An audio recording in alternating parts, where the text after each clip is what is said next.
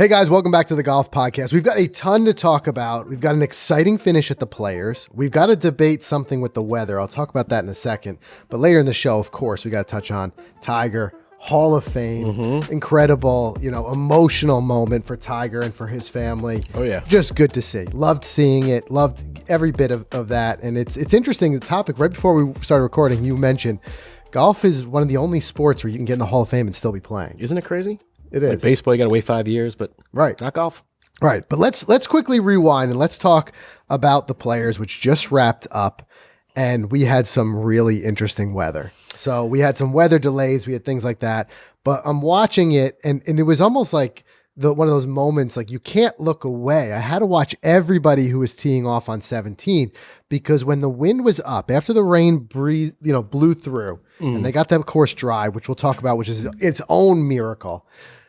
We had the wind really start to kick up, and it just seemed like almost nobody was hitting the green.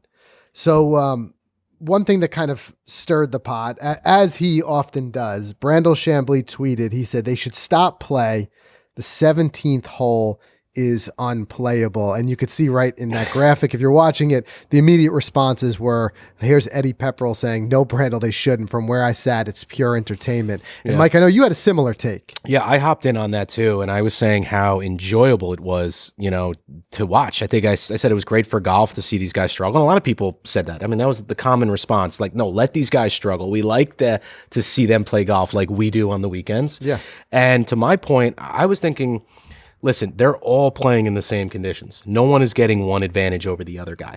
Right. It's windy for everybody. Now, granted, weather can change for a morning tee time versus an afternoon tee time. I get that. But still, they're all out there. I mean, JT was hitting 6-iron into 17, 137-yard shot. But at the same time, you got a guy like Billy Horschel, put it to 7 feet in the same conditions. Billy Ho played that hole perfectly in that wind with a little knockdown shot. And they all know how to play those knockdowns. They do, but it was very unpredictable. The wind was kind of all over the place. So I'll leave it to you guys to say, what do you think? Ultimately, should they have halted play there? And at what point are the conditions unplayable? Right? Now, I would say that, if conditions become dangerous, sure. I think one thing that's indicates unplayable would be if balls are not coming to rest. Correct. Like if they're just blowing wildly around the green and you can't get a ball to come to rest, sure. But in this case, that was not happening. It wasn't. It was just very windy conditions, and I feel like that's golf. Golf is played in some extreme conditions at times. Yeah, it was just windy on a course that had a lot of water that's very tight. Yeah. I mean, that's what it comes down to. I mean, we've seen unplayable conditions at places like Pebble Beach where the balls do not sit when they land, and the wind is whipping and the rain is whipping. I mean, I agree that if it's dangerous, if there's lightning, I think that's unplayable. But some heavy winds, I don't think so. Yeah, I think it sets a very weird precedent if they were to stop play there, because at what point it starts with this flowing of what's unplayable. In this case, the wind was gusting. I feel bad for a lot of the guys who hit that tee box at some of the toughest times. It just seemed like it was just hit it up in the air and just kind of hope. Yeah. You don't used to seeing, professional tour players missing the green as badly as some of them did. And there was a certain degree of it was starting to get even in their heads. And you could see that they were almost talked out of the shot before they hit it. But then, like I said, you saw a guy like Horschel come up there and knock it tight with confidence. So, just because I would say like about half of them were going in the water, I don't think that that's a reason alone. And it comes down to like what you were saying and what we saw Pepperell saying there is there's a point at which also this is largely it's entertainment. You know what I mean? The purse was the biggest it's ever been for the Players this year, $20 million purse. And that's largely because of the fact that there's such high viewership and sponsors who want to get those eyeballs. Correct. So if all of us are calling each other and saying, hey, you see what's going on in 17, turn it on. If you're not watching right now. Then it's great for golf. It's good for visibility. It's good for golf. It is, man. And I think on that day alone, I think it was that Saturday when play resumed at 11 a.m., what was it? Like, I think 29 balls on 17 alone went in the water. What was that stat? We got 868 balls in the water on 17 since 2003. So it's a hard hole as it is. It is. So when the wind picks up, it's even harder. I think the most heartbreaking were the guys who were hitting the green and it was spinning back into the water. Yes. Those I think were the most heartbreaking. Because it's, try to hit it a little long, because they were taking more club and relying on spin to bring it back. Well, a lot of them were trying to take spin off of it because they saw them spinning back into the water. Right. What about the guys who hit it low when they were going off the back? Like, you can't stop it. Right. I mean, it's tough. And then I think, I forgot the player, but they said, okay, so the 17 tee shot's the hardest shot. What's the second hardest shot in the course? And they said the drop zone on 17. Yes. Yeah. So it didn't get any easier. It did not get any easier. I saw somebody, we'll talk about Kisner more in a second because he's always good for some great sound bites, but I saw they had asked him in the press what he felt like a 10 or 12 handicap, which is where we play, right, would score on 17. And I think he said they'd still be out there. Yeah. That tells you everything about it. It does. And under those conditions, it's just, and it's such an interesting spot of the golf course because it's so exposed to the wind. I loved how in the broadcast they were showing the wind on the tee box and then the wind at the green. And there was a big difference. And they actually showed how the winds would swirl and come in and just kind of hit that area with this huge gusting, swirling area. It's the course. And don't forget Pete Dye, Pete Dye's not dumb. He designed it knowing that was going to be an open, exposed area and that shot, that island shot is not just there to take some great photogenic Instagram pictures. It's because it's difficult and he knew he only had to play that thing 137 yards because it was going to be exposed in the wind. Yeah, and it's that hole that, when you're coming down the stretch and you've got a lead or you're one shot off the lead, it's that hole that just lingers in your mind. You know it's coming. Yeah. But I want to ask you a question. Why is that hole so hard? Forget about the wind. Is it just because it's an island green? I feel like for these guys, it's a stock 137 to a big green, put it right in the middle. Well, that's what I said. I think, nobody's better than Pete Dye at knowing and understanding the course and the obstacles and the different things that are going to be the hazards there. And I think he knew that based on that being in that little lake area and how exposed it was, there's no other trees. He knew there was going to be a wind. I think he knew that designing it, that it was going to be a tough shot. And beyond that, there's no margin for error because there's only 6 inches of rough. Right. So you could tell that even a ball that came in a little bit too hot wouldn't get stopped by the rough if it rolled off. Most of them, if they didn't hang on by a prayer, they rolled right off. And then also the way that green is designed, almost that, not quite 2-tier, but that sloping down. Yeah. It's designed that way that you have to have a great shot to not only hit it, but to hold that green. And plus you got a lot of guys who will play that hole and go after a pin, and you got other guys who will bail and go for middle of the green. Yeah. And you saw on Sunday, I don't know if you got to see Cam's final shot on that hole, but he went for it like Ricky did. Yeah. And he put it, that's a scary pin location. That Sunday pin on the right side of that green, because any little bit of a miss right, it's gone. It is a different shot, though, for these guys when the wind is down and it becomes predictable, because these guys can hit the shots that are predictable. When that wind is up and it becomes unpredictable, that's where there's a lot of that caddy talk of which club to hit, all that stuff. But speaking of conditions. So we had the massive rain that came through on Friday. Yep. And two things that was kind of interesting about that. One thing I don't like about it, I hate a Sunday finish because we all Monday go back finish. a Monday finish because we all go back to work and it's hard to watch it and we don't get to see it. And that's what I don't like. But it is what it is with the conditions. But two things with that rain delay. One, it was kind of cool getting to see the players and a little bit of a glimpse in their personal lives. Yeah. We got to see Rory being a dad. He felt like us, just absorbing a whole bunch of Frozen and Peppa Pig. Yep. I know that life, man. Yep. That would be us right there. Two young daughters at home, so do you. We know that life. Yep. And then you had Homer. Max He wanted Homer. to go see Batman, the movie. Yeah. He's just chilling. He's just chilling, eating a peanut butter and jelly sandwich. Peanut butter and jelly just sandwich. waiting it out. That was pretty funny because he said that he, growing up, his mom would never give him peanut butter and jelly sandwiches on Wonder Bread, but his caddy's wife would let him have them. I just thought that was a funny He is tidbit. one of the most relatable guys. Did you see the tweet this morning? I did on the plane. He went to Chili's. His wife booked him a flight, and he was just in coach. And he was upset because they were out of chicken tendies. Yeah, I was His devastated. day was ruined. He won $327,000, and his wife booked him a flight on coach coming home. Yeah. B23. He's got a check for $300,000 in his pocket, and he's worried that they were out of chicken tenders at Chili's. That's great. I mean, He's the gift. if nothing, it's relatable. But the weather, it was crazy. We also see some stuff that we don't normally get to see. Like you see Joel Damon, he had sweatpants under his pants. I saw that. Look, not tights, not long johns, Just actual sweatpants. He looks like he got off his couch after being a week on his couch and just put his golf pants I might over try that move one top day. of him. He needs some. I don't know if he's a FootJoy guy, but he needs some of those FootJoy base layers. Yeah, I don't think he is, but I'm sure he has them. Let me tell you something. No bigger savior than throwing a little bit of like those, what do you call it underneath, those thermal layers. Those thermals are great. But hats off to the grounds crew, right? hats off to them. Wow. They got this place back in order so quickly. The before and afters of TPC Sawgrass. I mean, we're looking at some of the pictures now. If you're watching the podcast, you see it. In a matter of 2 hours, they had all of the standing water gone, and there was standing water everywhere, which I found incredible. I saw one tweet. Somebody was saying like, "Yeah, move the players to March." They said it'll be fun. They said, Yeah. you know, you got that. You know, February in Florida, it could be very unpredictable. We had rain. We had 30 degrees at one point. It was cold.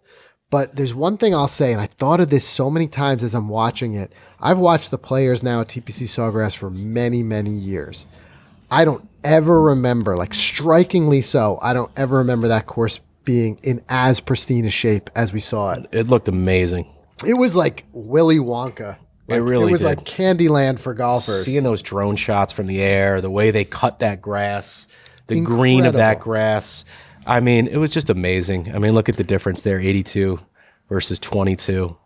just beautiful. incredible. The amount of work that has to go into a place. Like, I saw some drone flyovers, like you were saying, the FPV, and you see how many guys are out there tending to the place. Yep.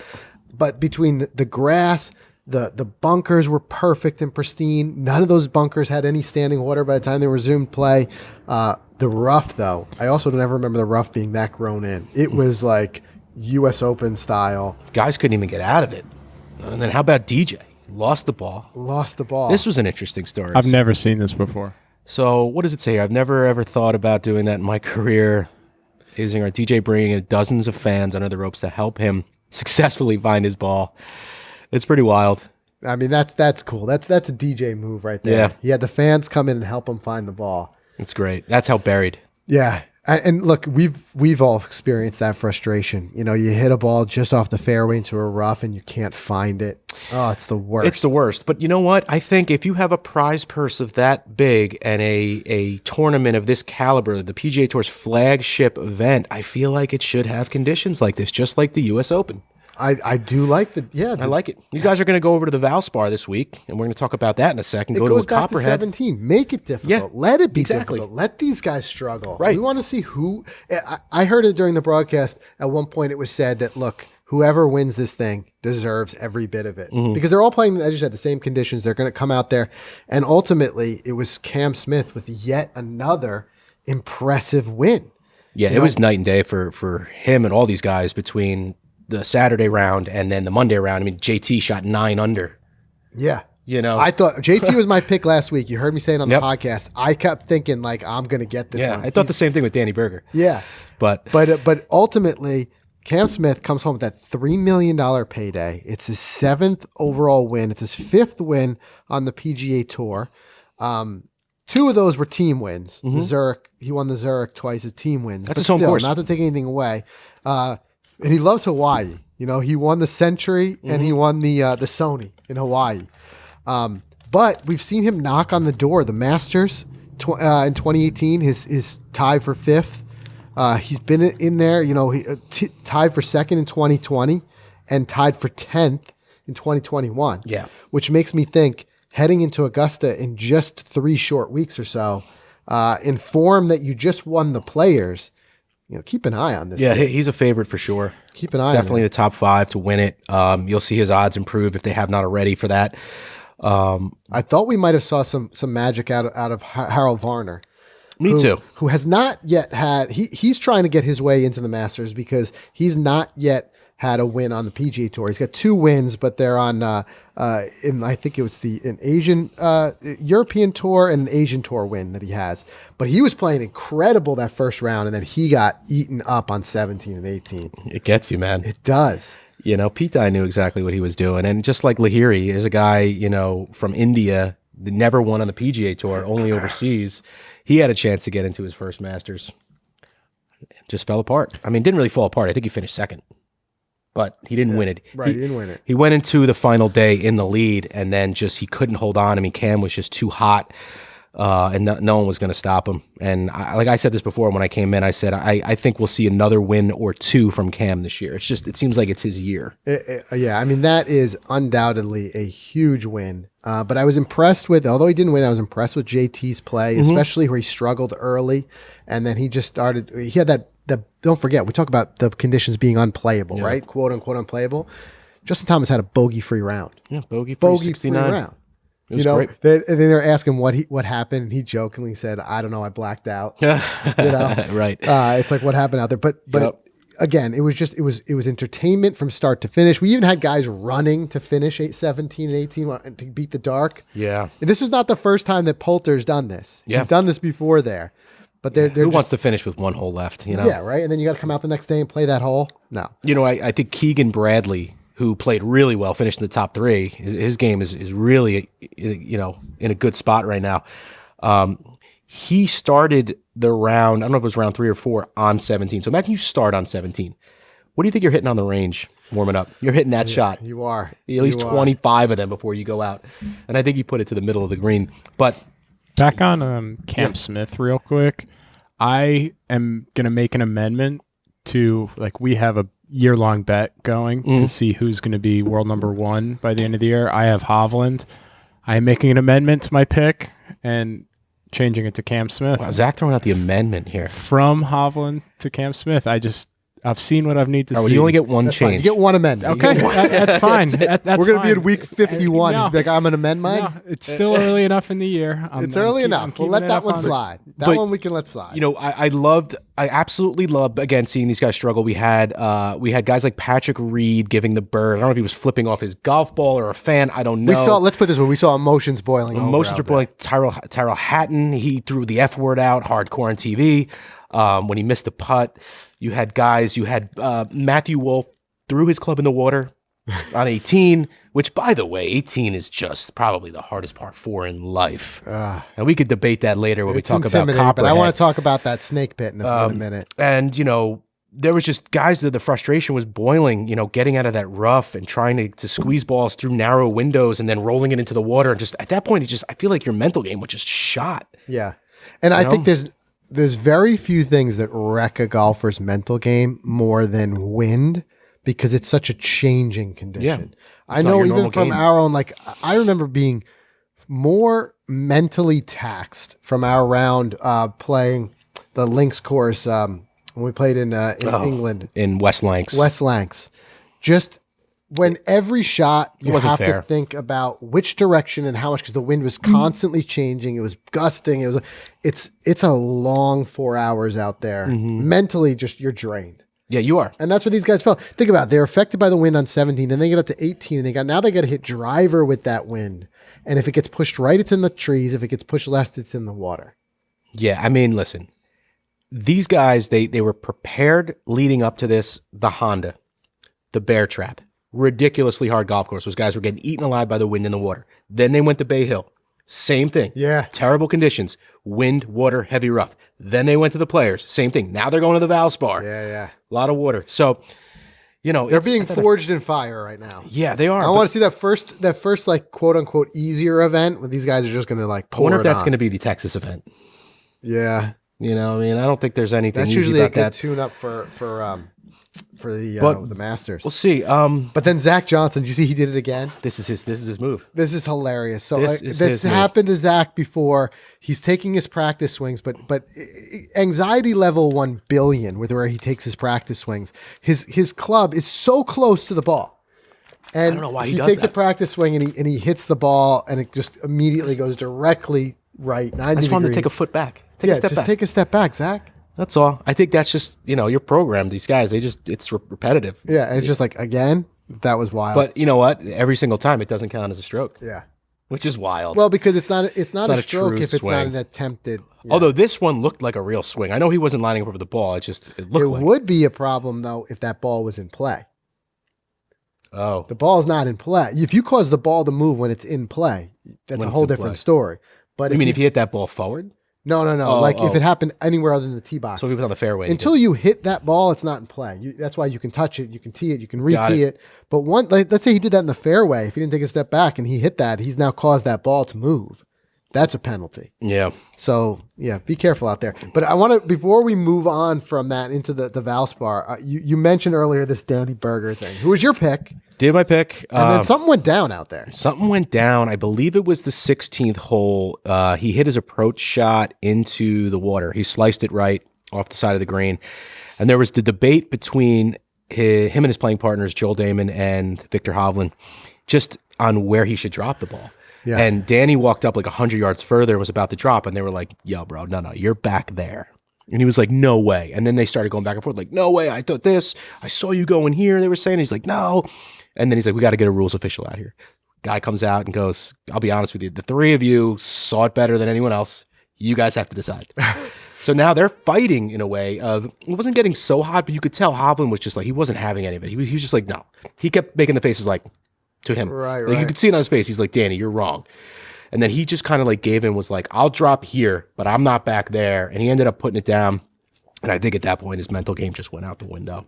He finished T13, so he played all right. And actually, I know it may seem sometimes on the surface like nitpicking, but it actually helps you when your playing partners kind of chime in, because if you end up dropping in the wrong spot, You get penalized, right? You get disqualified. You penalize yourself. You know what I But mean? these guys are playing for, one stroke is a matter of lot. hundreds of thousands But that's of always dollars. a difficult one, because it's where your eye catches it, because you drop where that ball first entered the hazard. Right. First entered the water, and it's just like, okay, so where did that cross? And I don't know if you know that hole, but that hole's got water all down the right side. So like it's really hard, and it kind of dogs a little right. So it's hard to tell truly in the video, and we can't play it here, of course, but where it crossed. It was really hard. Yeah.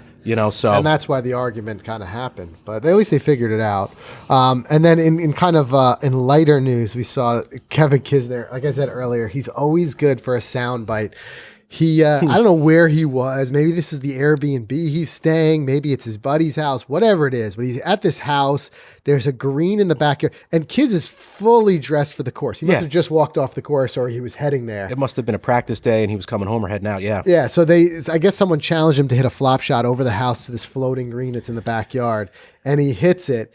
And his immediate response is, why wouldn't I? I got my name on my bag. I love it. Got my name on my bag. It goes back to that incredible story that I'm sure over time it'll continue to grow and inflate. At one point, it's going to be that Kiz had 24 beers, right? Mm-hmm. But it's always every time they tell the story, I think it's at Wingfoot, he had more beers every time it was told.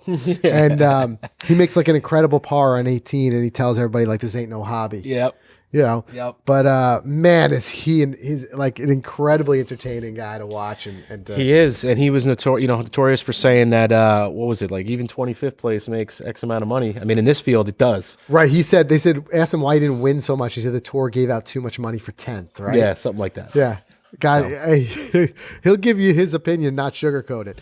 But anyway, moving on this week, the Valspar, which is going to be interestingly very exciting for us because we just got back from Innisbrook Resort. And I love watching the Tour Pros play a course that we have played, but It's a now whole just new played. perspective. Yeah. And I've always said this is one of my favorite things about golf. You don't get this in other sports. You and I don't get to go down and experience playing on the field at Yankee Stadium. Right. Right. But we can play the courses that they play, at least most of them. Mm-hmm. So we got a chance to play down there, got to experience it. Of course, we didn't play it from their tees. And at that time, even though the course is closed, those tee boxes are roped off in prep. But we got to take a peek at some of them. Well, we did play one of them. One of them we Zach, did. you have that flyover? I don't know if you have it. I actually did. don't. I'm You did. sorry. You did I'll before. put it in post. So just keep talking about let me it. tell you People something. will see it. This fifth hole, par 5, we tipped it out to 607, where they're going to play it. And you had to carry water. We carried Water it. was like about 220 carries. It was an intimidating shot right off the bat. But then it dogs left hard, and Don't you had forget to it make goes sure. uphill. And it goes uphill. the whole thing's uphill. And then you had to make sure you were on the right, because if you were not, you would have got blocked out. to a crazy. Well, all the greens were fast, but let me tell you something. It was a hard hole, and it was just one of the many tough holes. Wasn't there a tree growing in the middle of the fairway? A tree on that left side, so that not only did you have to be up there, but you had to be positioned right side, or you were blocked out, and you had no look at it. And that's one thing that was such an incredible theme that carried throughout all the Innisbrook courses, which you'll see when you see some of these videos as they roll out the next couple of weeks, was how punishing they were if you didn't make your shot. And I'm not just talking about Copperhead, all the courses. Yeah. Arguably, Island is more difficult than Copperhead. But I thought one of the hardest courses was the shortest one, which reminds me of Pinehurst, how number three did us so bad. Sometimes those short courses are the toughest ones. But the North course ate us up super tight. And what would happen was if you didn't hit your tee shot perfect, like perfect, it was always a wasted stroke, wasted, quote unquote, take your lumps, take your medicine. And you'd have to punch the ball back out into the fairway because there was just trees on both sides. They were just super, super tight. I remember there was one hole at the Island course. It looked like you were looking down a hallway. Yeah. That's the only way to explain it. It was just trees on both sides. It looks like silly, stuff we see in virtual, like, games and the simulator. Right. So there's a lot. I'll pre-warn you. There's a lot of bogeys on those cards, bogeys and double bogeys, because it was almost impossible to get a green in regulation if you didn't hit a perfect tee shot. Yeah, no, because you were punching one shot back out to the fairway just to get a chance at the green. Yeah, and Copperhead, I believe that the players will find it a little bit of a relief from last week. There's not as much water. We played it. Still a lot, though. I mean, there's a lot, but not They'll as have a relief if they get better weather. Not a lot as Sawgrass. And I think that, water didn't come into play till that like third hole, and then it kind of disappeared for a while. And then, of course, it came back on the Snake Pit, which is 16, 17, and 18. And I'll be honest with you, man, I think the 16, 17, and 18 at Sawgrass look 10 times harder. And forget about the wind. Yeah. Just because 16, there was water all down the right, just like, the Snake Pit, which is a par 4, water all down the right. And then you had 17, which is an island green. But the 17 at Copperhead is a par 3 with no water on it. It's just a straight shot. Maybe it's like 200-yard shot, but it's a straight shot with some bunkering. And then you've got that 18th hole, which is just an uphill par 4 with no water. Right. I think the 1-2 punch of 17 and 18 at Sawgrass is probably the more challenging, especially if it's windy. Yep. I could make the argument that 17 with the island green for these guys, not for us, is not the hardest if the wind is down. Yep. If you got a completely calm day, I don't think there's many guys are missing that green. And there's going to be enough of them that are going to stick it close for birdie. Yeah. But what I will say was, I think still pound for pound, I think that 16th hole, which is the start of the Snake Pit at Copperhead, is one of the hardest holes, and possibly even harder, I think, than 18 at TPC Sawgrass. Yeah. And the reason I'll say that is because the tee shot is similar, although it curves in a different direction, in that the entire right side is water and the entire left side is trees. So you can't go too far in either direction. Where I think what kind of separates them is 16 at Copperhead is that second shot. Yeah. So let's say on 18 at Sawgrass, if you do hit that fairway, although the water does run up the whole left side, you've got to look at that green. Nothing's blocking you. You can go at that green. You just don't want to go left in the water. At Copperhead, there's, again, just like what you were talking about in that 607-yard par 5, there's this huge looming tree on the left.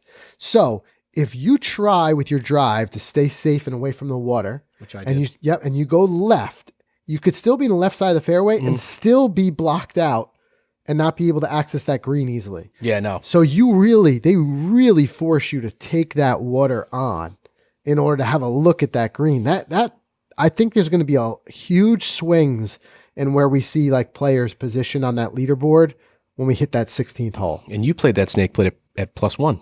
+1. I bogeyed that hole and I parred the second too, which is where I could see what you're saying. The 17th hole and the 18th hole, there was nothing that I saw that was like good for tee these shots, guys you'll score. outrageously difficult there. Long par 3, short. We didn't play it from their tees. I'll say that all day. I agree with that. We played it from the green tees, but still played long. And they were tough, intimidating holes. Yeah, it definitely played long. And, the field this week, I'm just looking at it. It's pretty stacked. You got some big names in the field. You got JT, you've got Hovland, you got Brooks, So Tommy Fleetwood's here, Keegan Bradley, who's hot right now, Sam Burns, who's trending, and he's a past champion from last year. Yeah. So it's going to be a great week there. Of course, we know it's in amazing condition. It was in amazing condition a couple weeks ago. And it's funny how when we were there, it was 80 and sunny every day. Meanwhile, these guys had like 30 degrees in Florida last week. Yeah. That's how unpredictable Hopefully Florida they get weather a is. little bit of a break from that weather. But yeah, I would keep an eye on Sam Burns. It's basically how he was playing and being the returning champ. He knows the place well. Mm-hmm. I keep an eye on him. I don't know. Is Cam Smith in the field or I think he is. Let me see. sometimes these guys get that win hangover, No, maybe not. I don't think he's here. I think if Cam plays his cards right, if I'm Cam Smith at this point, I come off that really big win.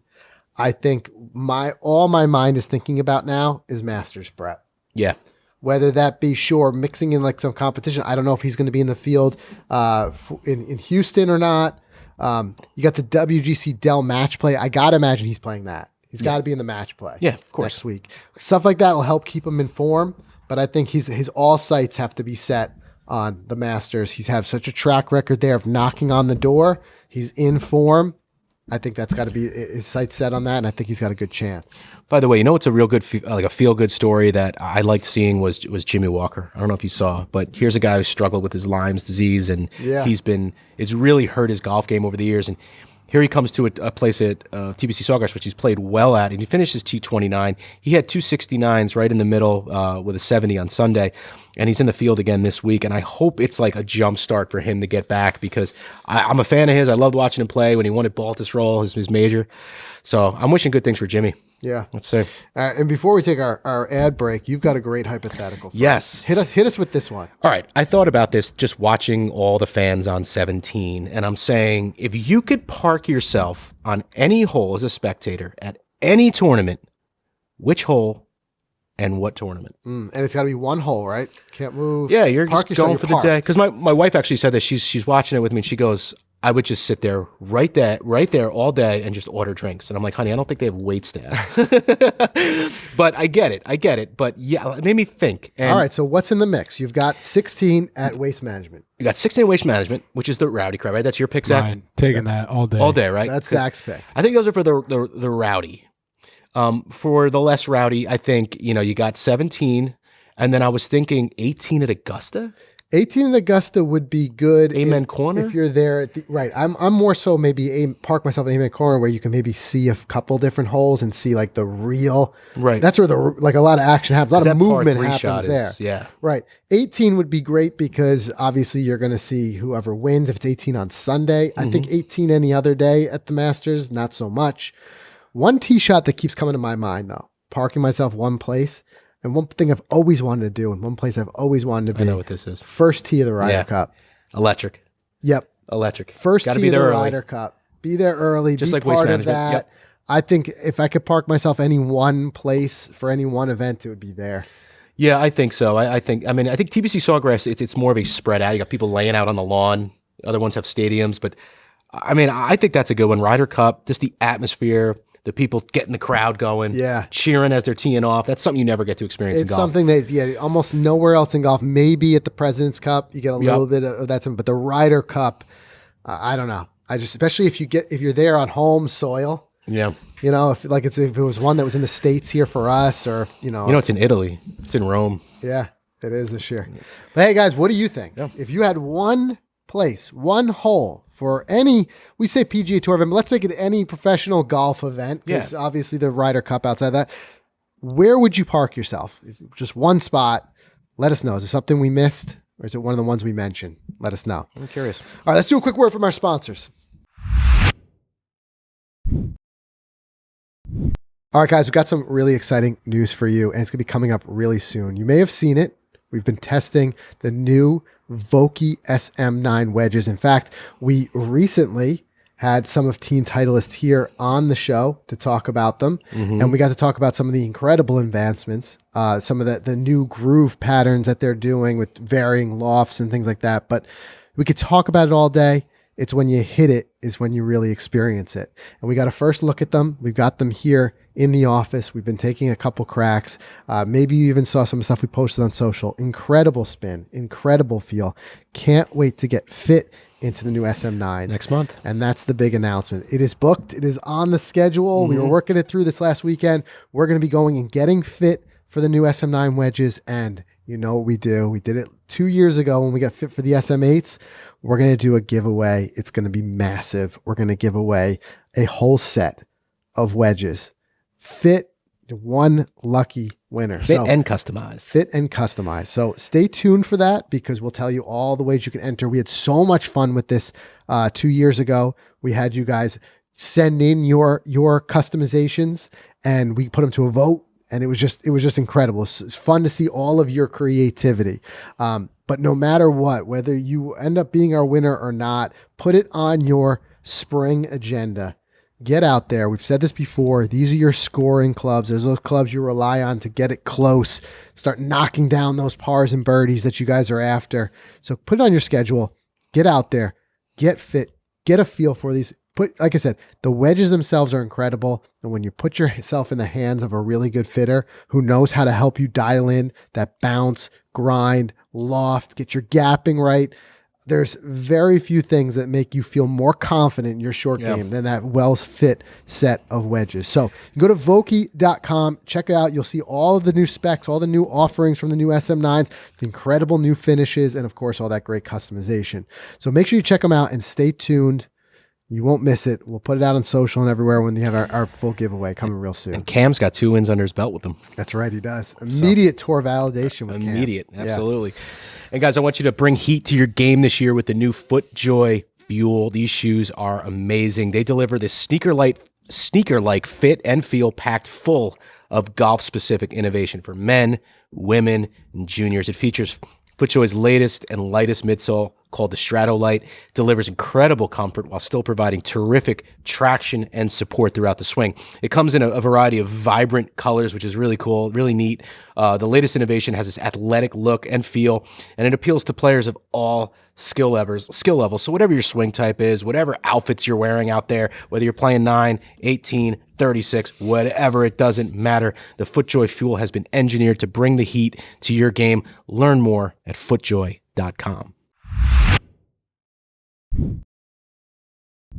All right, so we said before we're going to talk about Tiger's Hall of Fame induction. We'll mention that in a second. But first, got this another incredible story out of what is such a sad thing. Every morning, I open up my news and the first thing you see is the devastation that's happening in the Ukraine.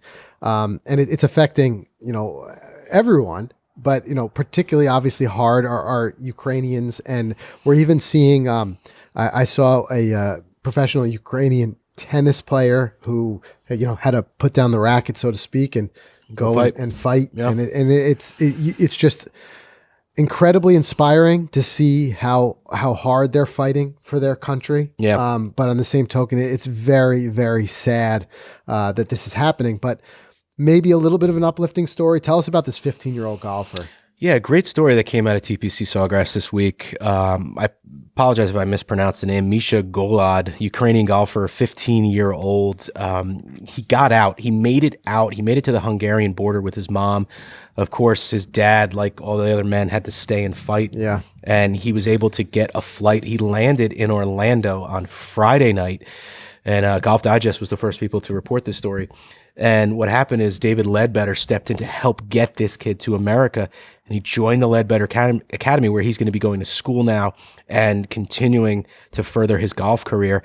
And it's just amazing that he was able to get out of the country and not just flee to a place where there's a bunch of refugees just piled on each other. He was able to get to America, and he was able to continue on his golf dream. And what was so cool to see is that he was able to walk the grounds of Sawgrass on Sunday as an honorary observer with JT on the final day. Really cool story. And we wish him all the best in his, career as he goes forward, and the best to his family, his father, of course, and everyone back in Ukraine. Yeah. And it's like that headline you saw says it all, like the golf community coming together. It's just so cool to see that. But I think that where there's, this one story, there are many, many thousands of smaller stories that don't get the same level of spotlight, obviously, but are no less inspiring. I mean, one that I saw was the refugees that were coming into Germany, and I saw the train stations that were packed with German citizens with signs just saying how much space they had in their house. Yeah. I got space for one, I got space for two, just taking in refugees. And it just shows the world is really coming together to help the Ukrainian people. But yeah, this was just an incredible story because I guess, and I don't know a whole lot about him, but I guess this kid is one of the top golfers in the country. He's a huge prospect. So it's really cool to see. And hopefully it gives him that space where he can focus on his game and not have to focus on fleeing, home. But it could, I would imagine that can never be too far from his mind, especially if your father's still left behind fighting. Exactly. It's a tragic story any way you look at it. Yeah, it's tough. Yeah. It's tough. But anyway, speaking of kind of father and relationships and stuff like that, we saw Tiger, Hall of Fame, and he had his daughter introduce him. And I think she did an incredible job, terrific job, getting up there and talking about her dad. And it's always interesting when we see somebody like Tiger and showing a little bit more of that emotion. Yeah. Because he's a guy who's been very adept at keeping his emotions very much in check when he's out there on the golf course. We don't always get to see that much of it. And I thought it was incredible, the story that he told, very emotionally, about when his family had to take out that second mortgage so that he could continue playing in the junior tours. They needed, obviously, it's very expensive at those lower levels of the game as you're trying to make your way, because you're paying for things like your travel, possibly homeschool so that you can continue traveling. You're paying for, entry into these events. It can add up quick. And it's a huge, huge risk that these families take to invest all their money in this long shot chance. Yeah, big time. We saw the same thing with Jason Day. An incredible story where his family kind of pooled their money together so that he could go and pursue his golf dream, and the rest of the family, there were certain things that they were not able to do because of that, schooling and otherwise. That second mortgage is probably the best investment the Woods has ever made in their life. Oh, exactly. Because he said the very first thing he did when he signed, I think it was the Nike contract, was that he paid that mortgage off immediately. I'd love to meet that mortgage originator who did that deal. Yeah. Way back then. You imagine you're doing I wonder what the rate was on that thing. You're taking out a second mortgage for what? Yeah, for what? Yeah, exactly. Can we just talk about how, maybe the biggest piece of news that came from that Hall of Fame speech was that Tiger cosplays as Batman and goes to Comic-Con? I didn't even know that. What? Is this real news? Yeah, Sam said it in her speech. She said he dresses as Batman and he goes to Comic-Con. There's a little bit of nerd in all of us, Come on, though. But I wondered if she was just giving him a dig, or how true it is. Because, but that would be. Can you imagine you're at Comic-Con and you're chatting it up with Batman and you don't realize it's But Tiger? that would be so perfect, though. That's what I'm saying. He would completely blend in with everybody else. Nobody would question his identity once the entire time. It's the perfect plan. Well, there's no photos on the internet of it, so we'll just take her word. Obviously, there's no photos on the internet because he just looks like a dude with a Batman mask I guess on. you could see it. What's his Christmas character? What does he call himself? Oh yeah, with the beard. Yeah, the picture, the famous picture of Tiger. He's got no shirt on. He's got a white beard and he's got a hat. This one, what is it called? What does he call it? I mean, if anything, maybe Mac Daddy Santa. Mac Daddy Santa. Maybe it does show a propensity for some sort of dressing up. I love he it. does, but I don't know. Amazing if it's true. But how about the shrine they put together for him? I mean, it was well deserved. I mean, he has so many accolades, and it's just the first thing I thought of was, how did they select which trophies to go in there? Yeah. Maybe he just picked the ones that he had. I know he's told a story where he doesn't know where some of these trophies are. Right. Maybe it's just safekeeping at this point. Right. But, actually put that graphic back up on the screen, Zach, if you can. I'm just curious, because is the Masters flag? Yeah, bottom right. That's probably a recent Masters flag. You got the Tiger red. There's that Zozo one, that one on the right, that big circle. Yep. A couple of WGCs in there. That's pretty cool. Tiger has put together a career that he could have his own Hall of Fame. But let me ask you a question. Is that a place he ever going to go visit? To the Hall of Fame? Any interest? I don't know. It's Yeah, it's like one of those things. Like maybe one day if I was in the area, I'd be like, I'm going to dip in. Yeah. It Like a would rainy be day if you're in the cool area. to see the memorabilia in person.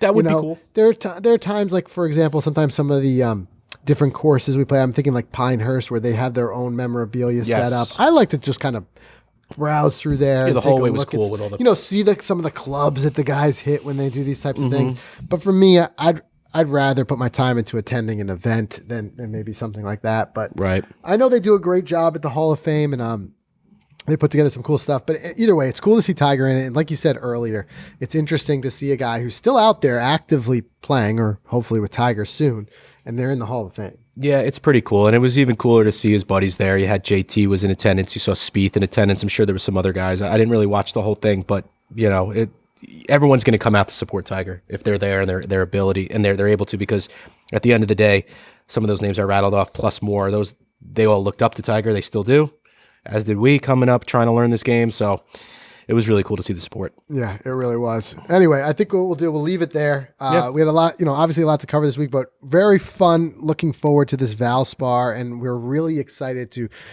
show you guys the videos that we did while we were down there. It was a struggle. It was some difficult golf, but we had a lot of fun playing a bunch of matches, and I was truly impressed with Innisbrook Resort. Of course, we've seen it so many times on TV, the PGA Tour playing the Copperhead course. It really did live up to what we thought. But I was genuinely surprised at how fun the other 3 courses on the grounds there were. Yeah. You just don't hear enough about them as casual golfers. We just don't, we don't get enough coverage. But Innisbrook, it was a fun time, and it was fun playing those courses and getting the challenge all the way through. It really was. Yeah. It really was. And I'm looking forward to watching it. Steaks weren't too bad either.